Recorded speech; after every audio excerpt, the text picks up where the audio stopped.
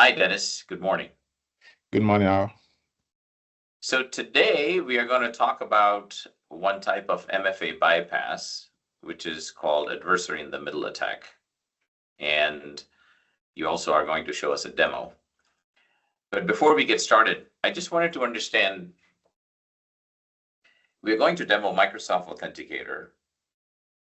But I think you have told this to me before, Microsoft is a good company. It's not that they are the ones to blame. There is a problem. There's, I guess, a deeper problem in this type of authentication. Maybe you can introduce that to us.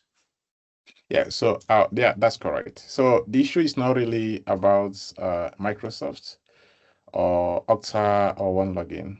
It's an issue, a fundamental issue with the authentication method.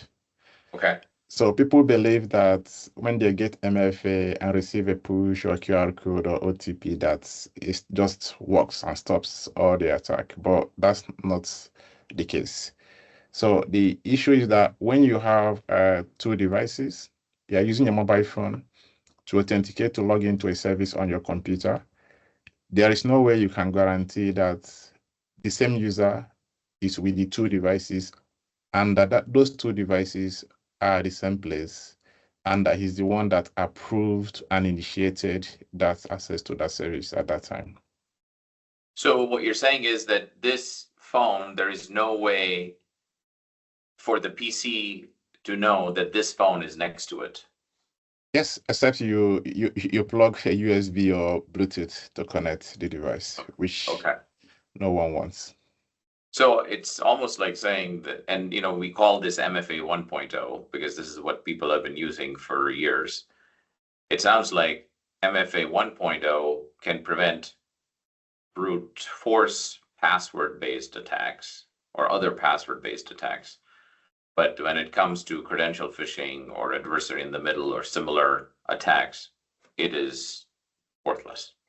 Yes, actually, phishing have increased by more than 140% since last year. Okay.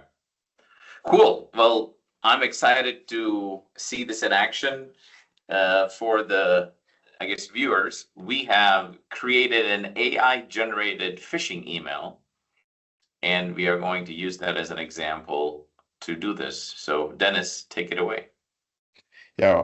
Can you see my screen? Yes, I can see the screen. Yeah. So this is an email that the user have got to verify the authentication method. And as you all know, Microsoft is pushing everyone to enforce MFA. So this is really a very good email that is convincing with the rollout of MFA on all Microsoft devices. So here the user, we got a link on the email to verify their preference. So the user unknowingly will just click on the link to log in. And when that happens, that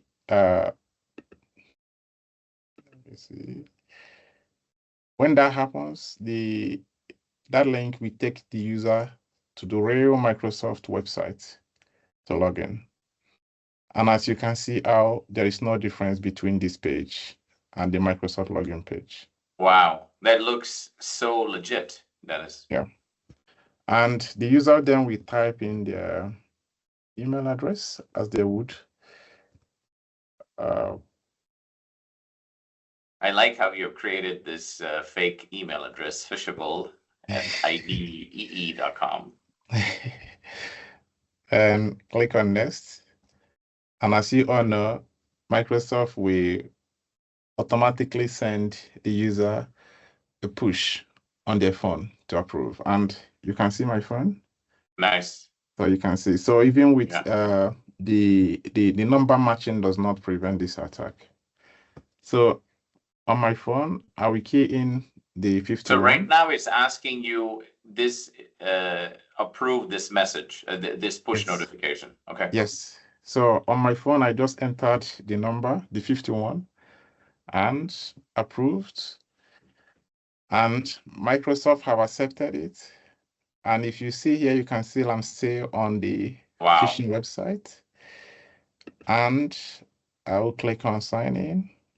And That's it.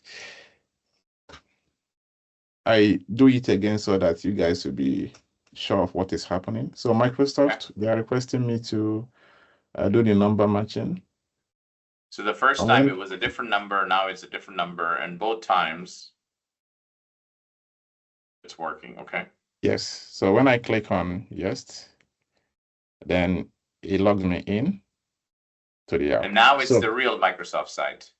Yes. So for the user, they won't really know that anything happened because they authenticated, and after the authentication, it redirects them to the real Microsoft website. Right. So they won't really know that anything happened. Okay.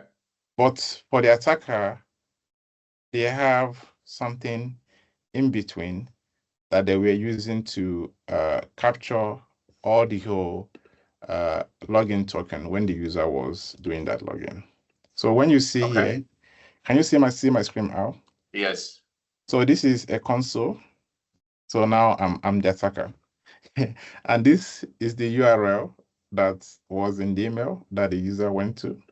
Right. And here you can see the username that the user entered.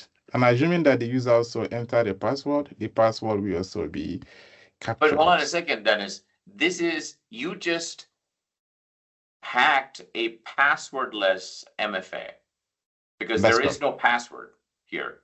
That's correct. And you still were able to hack it. That's just crazy. Okay, go ahead. Yes. So if you see here, you see that all the authorization tokens has been intercepted. So this is what you need. Okay. And when I do the sessions here, the very last one that just happened now is 52, and you can see the time when it happened here. Yeah, just a couple of minutes ago. Yes, and here you will see the tokens have been captured. Okay. So to see the details of the tokens, I will just need to do sessions, and the session ID, that is 52. And this is what you need to take over the account. So now let me just understand this. This is a session token.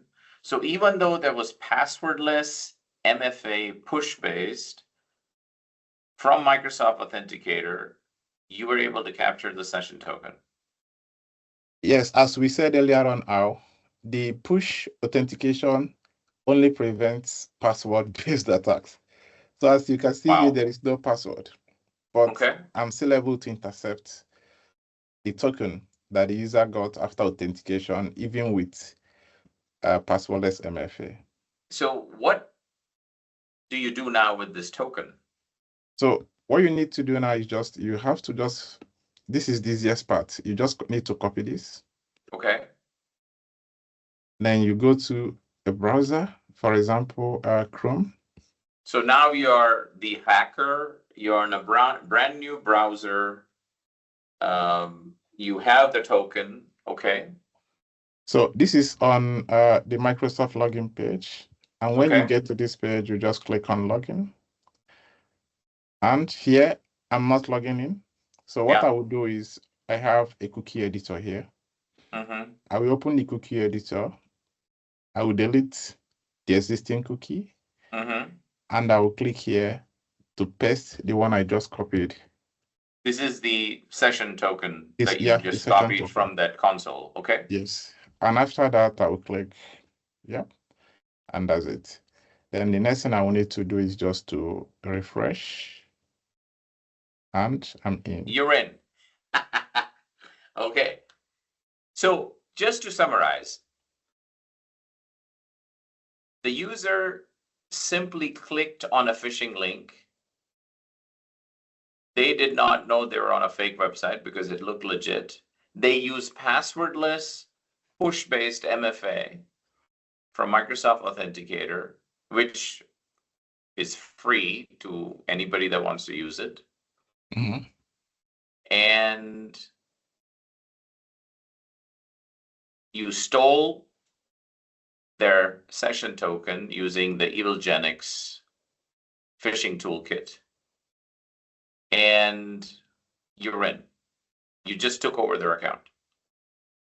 It's that simple. And how long did it take for you to do this, Dennis? Like how long to set up everything?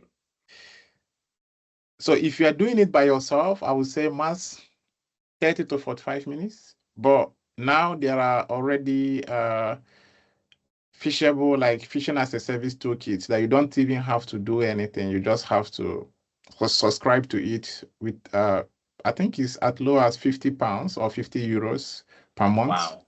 And you just get a live account that you can use to do your phishing expenditure. So Dennis, can you go back to the console? Because I saw something interesting on the console.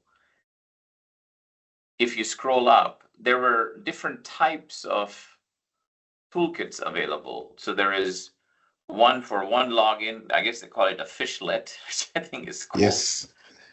So there is one for one login, for Proton Mail, for Amazon, for GitHub, for Microsoft 365, for Booking.com, for Twitter. Like, so you just decide what you want to turn on. Yes. And this is because I'm doing it myself. And if I'm to use like the phishing as a service toolkit, they even have hundreds of fishlets for different services. That is crazy. Dennis, as always, this was extremely educational. Thank you. And I guess we should pick another fishlet next time. Definitely. Okay, let's do this. You know, I think this is a great way to explain to people that MFA is not a result. MFA is just a method, and MFA 1.0, as we can clearly see, has some massive challenges. And I think this is very educational. So thank you, Dennis. Thanks for making time, and look forward to our next episode of I guess Fishlets. Fishlets. Awesome. Thank you, Dennis. Thank you. Ciao.